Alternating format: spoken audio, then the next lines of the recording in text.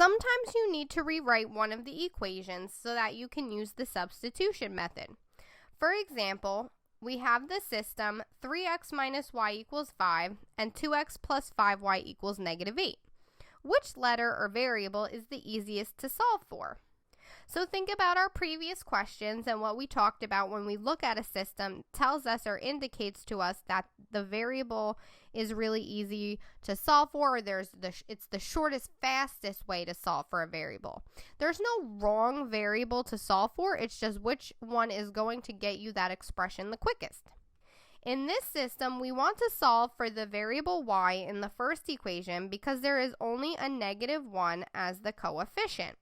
So to solve for y, we'll take the equation 3x minus y equals 5, and we'll subtract 3x from both sides, and we'll divide all sides by negative 1 to give us y equals 3x minus 5.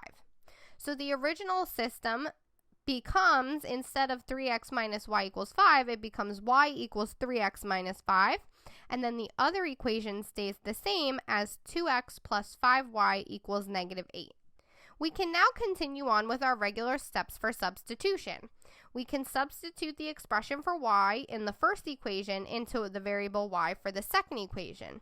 That variable y is now gone. It's completely gone. You don't see it. It's home sick. And in is the substitution. We have 2x plus 5, now not y, but times the quantity of 3x minus 5 equals negative 8. We'll solve for x by distributing the 5. So 2x plus 15x minus 25 equals negative 8. Combining like terms of 2x plus 15x gives us 17x minus 25 equals negative 8. Adding 25 to both sides of the equation gives us 17x equals 17. And dividing both sides by 17 gives us a value that x equals 1. We can now substitute in x equals 1 into either of the equations.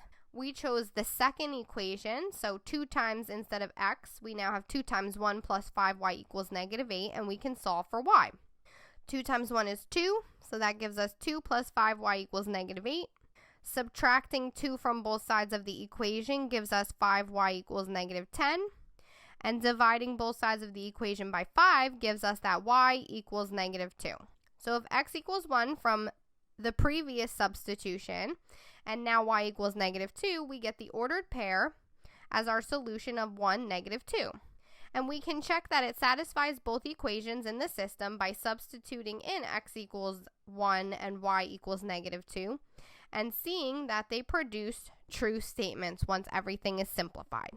So sometimes when using substitution, you have to do that first step of rewriting one of the equations so you have a variable isolated, a variable alone by itself, so you can take what it equals and put it into the other equation.